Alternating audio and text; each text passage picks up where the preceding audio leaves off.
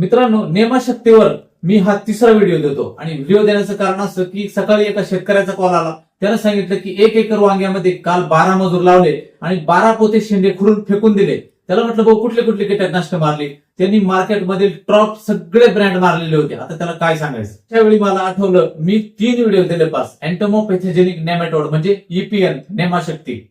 जेव्हा संपूर्ण कीटकनाशक काम करणं बंद करतात तेव्हा नेमाशक्तीची आठवण येते, कारण 200 प्रकारच्या कीटकांवर ते काम करतं. मित्रांनो, नेमाशक्तीचा वापर वांग्यावर कसा करायचा बघा.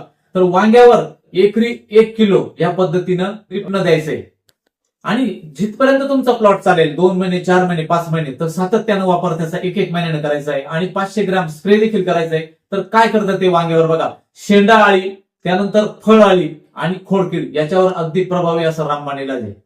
तर मित्रांनो बघा, द्राक्षावर जर बघितलं तर आता शेतकरी सगळे गाफीले, परंतु ऐन टायमाला काय होतं की मिलीबगचा अटॅक भयानक वाढतो ज्यावेळेस तुमचे द्राक्ष हार्वेस्टिंगला येतात आणि हाच पिरियड आहे आता नेमाशक्ती देण्याचा, कारण त्याच्या सगळ्या मिलीबगच्या कॉलनी मुंग्या आता वर नेऊन सोडताय आणि ह्या काळामध्ये नेमाशक्ती गेलं तर त्याच ठिकाणी त्याचा पूर्ण नायनाट त्या ठिकाणी होत असतो.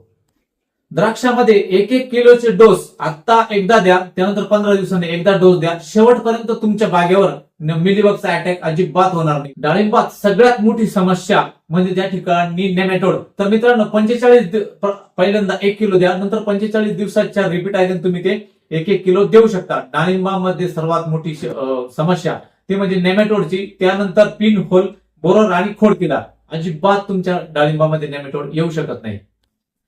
मित्रांनो, ऊस पिकावर जर बघितलं तर EPNचा म्हणजे नेमाशक्तीचा वापर कसा करायचा. 1 किलो जर दिलं तर खोडकीड आणि हुमणीचा बंदोबस्त 100% नेमाशक्ती करतात. हळद आणि आले पिकामध्ये जर बघितलं तर नेमॅटोड आणि हुमणी याचा मोठा हाऊ म्हणतो आपण त्याला, अतिशय उत्कृष्ट पद्धतीने एकरी 1 किलो जर दिलं तर त्याचं नियंत्रण हे होत असतं. जेवढं जास्त पीक चालेल त्या पद्धतीनं तुम्ही एकरी 1 किलो देऊ शकता. आता सर्वच भाजीपाला, टोमॅटो, भाजीपाला, शिमला आणि सगळ्या प्रकारचा वेलवर्गीय भाजीपाला असेल, टोमॅटो असेल, यावर येणाऱ्या नेमॅटोडवर अतिशय खात्रीशीररित्या जर एकरी 1 किलो सोडलं तर संपूर्णपणे नेमॅटोडचा बंदोबस्त करते. काकडी देखील, आळ्या आणि नागाळी यावर 100% बंदोबस्त हा नेमाशक्तीने भेटत असतो. नेमाशक्ती गांडूळ आणि मधमाशा याकरता सर्वाधिक सुरक्षित आहे, कारण तेच एक नेमॅटोड आहे आणि ते 200 प्रकारच्या कीटकांना त्या ठिकाणी खात असतं. सातत्याने शेतीत जर वापर असल्या तर आपल्या शेतीतून दुसऱ्याच्या शेतीत देखील जाऊन नियंत्रण करण्याची क्षमता आहे, म्हणजे तुम्ही विचार करू शकता.